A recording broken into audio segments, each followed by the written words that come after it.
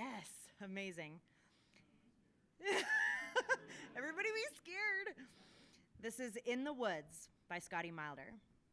Anthony had never been hunting before, never really had much interest in it, to tell the God's honest truth. But every year, his buddy Dave tried to convince him to go into the mountains and shoot us some damn bucks. Finally, Anthony agreed just to shut him up. So now here he was, freezing his ass off alone in a deer blind, an old .30-30 Winchester socked into the meat of his shoulder, waiting for Dave to get back from the truck. Dave had a thing for juicy fruit, and he'd left his pack in the cup holder. Rather than listen to him bitch about it for the next 5 hours, Anthony had just grunted and let him go. The frigid October air bit into Anthony's cheeks and made his eyes water. He wished he were at home getting ready to watch the Nationals. They were currently whooping the Astros in the World Series. He didn't care that much about the Nationals, but like any good New Mexican, he hated any team that came out of Texas. Something crunched in the brush below, and Anthony glanced down, expecting to see Dave tromping back up the slope toward the blind. But whatever it was a hell of a lot bigger than Dave. He caught a flash of tawny hide rippling through the leaves. He sighted as best he could and pulled the trigger. The sound whip-cracked through the trees, ricocheting off the surrounding mountains. Something roared and crashed below, and he heard the beast tumbling down the rocky slope and crunching to a sudden stop. Holy shit, he thought with some wonder. I actually hit it. Dave was gonna be pissed. Anthony squirreled out of the tree and made his way down the slope to where his kill had fallen. He pushed through the brush and found himself standing on a narrow rock ledge. He gazed into the ravine and saw the thing he had shot wedged up against a tree. It wasn't a deer. What it was, well, damn impossible. The bottom half of the thing looked right, long, muscled legs sheathed in coarse brown fur and ending in jagged hooves, a little tuft of tail, but where the head should be was the body of a woman, or sort of a woman. Her back arched back from the tree, revealing bare, swollen breasts, a long, slender neck, a thick torso latticed with old scars. A mane of matted brown hair exploded in wild tangles from her head. One blue eye stared accusingly up at him. The other peered off into the trees. Thin lips pulled back from blackish gums, revealing a row of needle-like teeth. He'd seen things like this in books, couldn't quite remember what they were called, something Greek, but never had he seen anyone draw it with teeth like that. They looked like the teeth of some frightful deep-sea shark. The bullet had managed to catch the creature right between the eyes. Anthony's first thought was to wonder how the hell they were going to get it back to the truck. His second thought was pure panic. This had to be the rarest thing in the world, and he'd just put a bullet through it. No one was going to call him a hero. If anything, he'd be jeered as a monster. And was it sentient? Did it think? Love? Want? Had he just committed murder? He slung the rifle over his shoulder with trembling hands and started to turn back toward the blind. Heavy clomping footsteps froze him where he stood. Dave? No answer. Then something chuffed, low and from the back of the throat. Anthony took a deep breath and finished his turn and looked into the cold, furious eyes of the thing's husband. The end. Yay! Woo! All right. All right, this next one. Anthony, what'd you think about that one? Where are you? Yeah? Nice. Nicely done. Nicely done, Scotty. All right, this is Mary by Scotty Milder. Kathy had never seen the little door at the back of the guest room closet before.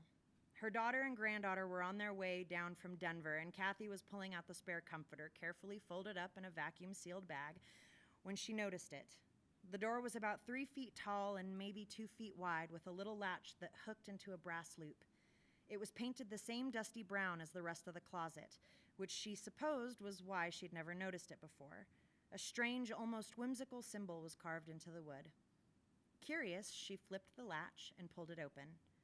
The little tunnel beyond looked like it was hewn from stone, which didn't make any damn sense. Kathy got down as low as she could and peered into it. Was it a crawl space? Access to electrical conduits or something? She couldn't quite tell. Beyond the thin reach of the guest bedroom light, there was nothing but black. She was about to stand and go get a flashlight when she heard the giggle. She heard herself say, "Hello?" Nothing. Then, "Hello?" It was a little kid's voice, maybe 4 or 5, tentative, teasing.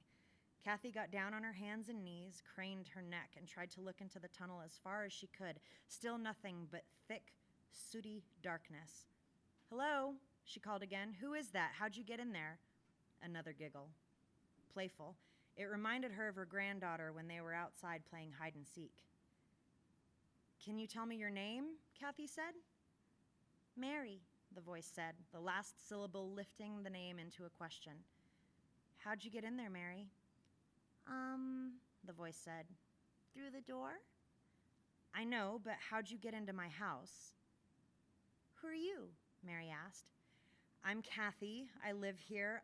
This was insane. She paused for a moment to contemplate the possibility that she'd actually lost her mind. "Where's here?" Mary asked. "Albuquerque," Kathy said. "Where's Albuquerque?" "In New Mexico. Mary, where did you come from?" "Through the door," Mary said. Okay, enough. Kathy stood, planning to go into the kitchen to get a flashlight so she could flush the little kid out. "Don't leave," Mary said. "Why?" "Because." Exasperated, Kathy got back down on her hands and knees. "Mary, you shouldn't be here." "Why not?" "Because this isn't your house." "Why not?" Kathy had forgotten how maddening kids could be. "Because it's not, Mary, and I'm not arguing with you anymore. Come on out here so I can see you." Another giggle. "Oh, you don't want me to do that." A subtle shift in the voice. What had sounded playful a moment ago now took on the tinge of something vaguely sinister. "I absolutely do, Mary. You need to come out of there right now." "Are you sure?" "Yes, Mary, I'm sure." A pause. Kathy thought she saw something shift in the darkness. "Are you sure?" Mary sing-songed, and now it almost sounded like there were 2 of them in there. "Yes, I want to see your face." Another pause, then, "Well, okay." The darkness swirled, coalesced into something crouched and lumpen. Kathy had the nonsense idea of a potato with feet, and then Mary came forward and into the light. She was still screaming when her daughter arrived an hour later. The end.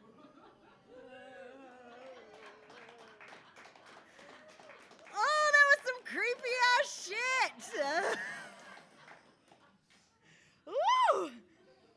Woo! All right. Everybody doing okay? Anybody need to go to the bathroom or anything? Take it. Where'd my wine go? It's on the other side. Clary, get these boys some wine. All right, let me. That's right. Yes, bringing it back full circle. All right, here we go. This story is for Andrew Fleming. The title of this is Mousetrap, again, by Scotty Milder. Andre had mice. It was an old house. Well, not old exactly, but older than he was. And at first, he tried to tell himself that the little clinking noises in the walls and the scratching sounds beneath the furnace cubby were just the pipes or something. What the hell did he know? But a week after moving in, he was cleaning the counter behind the Keurig and saw a little pile of black pellets. Well, shit. When his sister had come with him to look at the place, she wrinkled her nose and pronounced it a dump. He mounted a half-hearted defense, pointing out the sprawling backyard choked with weeds and the high ceilings dusted with cobwebs. But it was true, the place sucked. Thing was, beggars couldn't be choosers. Andre gazed down at that little pile of turds and wondered if he should call the rental company. But when his previous landlord had upped the lease and he found himself scrambling, everyone in earshot had warned him off Twin Sons Property Solutions, his boss. Next thing there is in this town to a slumlord, his best friend. Aren't they supposed to be a front for meth cookers? His sister? Oh no, stay away from them. Those people are fucked. But again, there was that whole thing about beggars and choosers. Still, he could try, see if they'd send out a pest control crew to take care of it. Hell, maybe he'd even hear back from them in a year or two. Or he could just bite the bullet, go down to the hardware store, and pick up some traps. The old lady across the street was out in her yard again, digging around her pathetic little garden. Things that were either tomatoes or mutant alien egg sacs hung off the scraggly bush. Andre hit the key fob. The old lady looked up at the beep. He waved. She scowled. Nice fucking neighborhood. Snap! Andre's eyes sprang open. At first, he didn't know where he was. The dim light was all wrong. It was coming from the side, which shouldn't have been a blank wall, instead of through the window over by the... Oh, right. He sat up, looked blearily around his new bedroom. It was half the size of his old one, oddly and inconveniently L-shaped. No attached bathroom, a doorless closet no bigger than a pantry, barely enough room in there for his queen.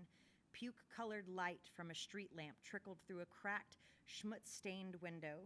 The pane was small and set high in the wall like a window in a jail cell. Thank God for month-to-month leases. Meanwhile, something was squealing in the kitchen. Gotcha, he muttered, rubbing the gum out of his eyes, and swung his legs over the bed. Not sure what would work best, Andre had gone a little nuts at the hardware store.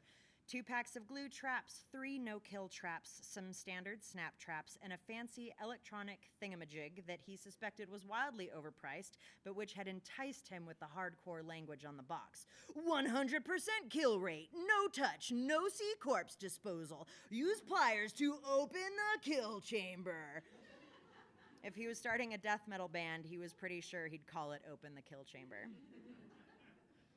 He'd spread them throughout the house, putting the glue traps in the front entryway, the electronic thing and no-kill traps under the sink, and 2 of the snap traps on the kitchen counter, making sure to place one at the scene of the crime right next to the Keurig.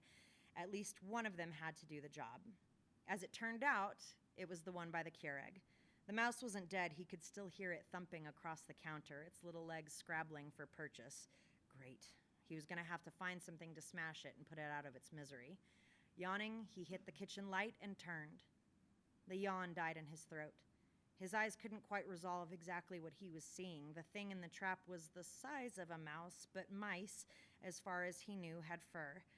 This thing had the slick, hard skin of a toad, but he didn't think toads had claws or spiked tails, and he was pretty sure both mice and toads only had 4 legs. He stared, mouth agape, as the thing squealed and tried to wriggle loose. Its sides pumped in and out like a fluttering heartbeat. The many legs pinwheeled, and he saw that the claws weren't claws at all, but little barbed suckers. They opened and closed like tiny lipless mouths. And then the side facing him tore open like a membrane, and he was gazing down into a single, almost human eye. The pupil dilated. Nope, Andre said, and turned the light off. He crossed the entryway and headed for the bedroom. He heard the trap clatter to the floor behind him, and as he shuffled down the hallway past the furnace cubby, he heard scratching. Andre awoke to sunlight. Scattered memories of the dream followed him out of the soup of sleep. The little suckers, that eye, he shuddered. Minutes later, he was standing in the lukewarm shower, still trying to convince himself it had been a dream. It had to have been a dream. He brushed his teeth and dressed quickly, glancing over at the clock on his dresser. 7:46, he had just enough time for a quick cup of coffee before he had to head off for work. The snap trap lay empty on the kitchen floor. The peanut butter was gone, and whatever had set it off had escaped. He flashed back on that eye, that dilating pupil. Nope, he said again, and went to pick up the trap. There was something sticky underneath. When Andre got home from work, he checked the traps. The glue traps were empty, the electronic trap was flashing its green light, and the snap traps still sat snarling at the ready. But something had set off one of the no-kill traps. He picked it up and flipped up the little lid, half expecting to see the eye peering out from him inside the plastic tube. It was empty. He reset it and threw a Hungry Man dinner into the microwave. An hour later, he was laying on his couch watching a couple episodes of Game of Thrones, Season 3, the best season. He was right in the middle of Tyrion and Sansa's wedding when something thumped in the hallway. He grabbed the Roku remote and hit the pause button, listened. Another low thud followed by furious scratching. He went into the kitchen and grabbed a flashlight and a screwdriver. On his way to the hallway, he picked up one of the snap traps from the counter. He yelped as the catch released and the bar whammed down on his thumb. There was a big metal vent cover underneath the furnace cubby, dented and covered in a fuzz of gray dust. He got down on his hands and knees and tried to shine the light through the slats. He couldn't see anything in there beyond a sort of pregnant darkness. He set the flashlight aside and began unscrewing the vent. Another thump, more scratching, and damned if he couldn't hear them squeaking in there. "I'm coming for you, you little shits." He set the cover aside, coughing at the sudden exhalation of dust, a blast of sweet, foul air shoved into his nostrils, making him gag. The hole looked like a toothless rectangular mouth. He picked up the flashlight and looked again. The space was maybe 1.5 feet high, 5 or 6 feet square. The floor, he was surprised to see, was dirt. Well, mud, actually. It glistened wetly, the surface pitted like a sponge. There must be a leak in one of the pipes, and that would explain the swollen, almost fleshy look of the wood and drywall enclosing the chamber. Strands of mossy black filaments hung off the beams, drooping like infernal party streamers. Mold, he assumed. Too late to go grab a dust mask. He'd just put the trap in there, screw the cover back into place, and call Twin Sons in the morning. And if they gave him the runaround, he threatened to report them to the city. Black mold was no joke. He went to set the flashlight aside, and something moved. He swiveled the beam back. The thing crouched in the corner, bulbous and tumescent, quivering like jelly. Nearly translucent skin refracted the light like a prism. "The fuck?" Andre leaned in, squinting. A rope of the black stuff unfurled and speared out. It snapped around his wrist and tightened. Andre screamed. The flashlight tumbled to the mud with a squelch.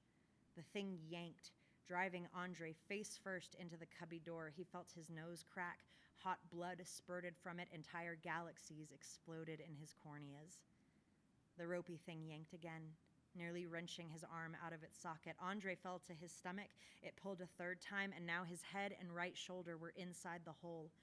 Something snaked out of the mud and wrapped around the flashlight. Little black suckers probed at the lens, throwing squiggly, undulating shadows across the rotten drywall.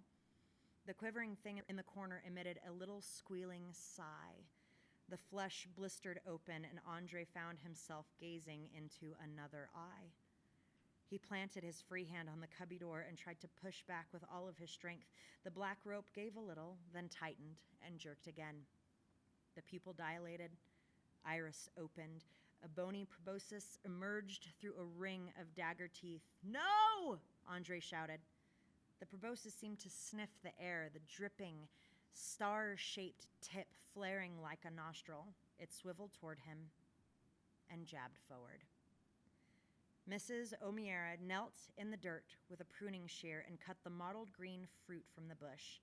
It plopped into her hand, giving off a whiff of something acrid. She wrinkled her nose. She had tried to grow tomatoes once back in the 80s. They didn't take. Nothing took here except for these, whatever they were. The ground around here was just no good. She dropped the fruit into her little basket and stood with a groan. Her back twanged ominously. She'd be having to go to the doctor for another one of those steroid shots soon. Across the street, the new kid was standing in the driveway, shirtless and staring up at the sun. "'Lo there," she called. He looked down at her dreamily. "Hi!" he shouted. Too loud. She set the basket on her stoop and waddled out into the street. "Nice day!" the kid yelled. "Suppose it is," she grunted and studied him. His mouth unhinged in a slack, open-mouth grin. She saw something flitting around the back of his throat. Could have been a tail. "You liking the place all right?" she asked. "It's wonderful!" he practically screamed. A runnel of blood overspilled his eyelid, traced down his cheek like a tear. "What's your name again?" "Andre!" he shrieked. "Andre Fleming! Just moved in last week!" "Andre," she said, tasting the name like wine. "Well, you best get on inside and put a shirt on. Don't want the folks around here calling the cops. Bunch of busybodies with nothing better to do." "Okay," he wailed, and turned stiffly back to the house. She watched him lurch like a toy soldier towards the open garage, then crossed back to her own house and picked up her basket. It didn't take long this time. Usually it was a couple of weeks, at least. Casilda must have been awful hungry. She opened the door and went inside. Something scurried, chittering into the shadows. "Scat!" she yelled. It bleated wordlessly back at her. He'd be right as rain in a day or two, or at least he'd seem to be. Then in 6 months or a year, he'd snap, kill his boss maybe, or plow his car into a sidewalk full of pedestrians. All his family would be on the TV and in the newspapers talking about how they never saw it coming, but by then he'd be long gone, and there'd be someone else living over there. Such was the way of things.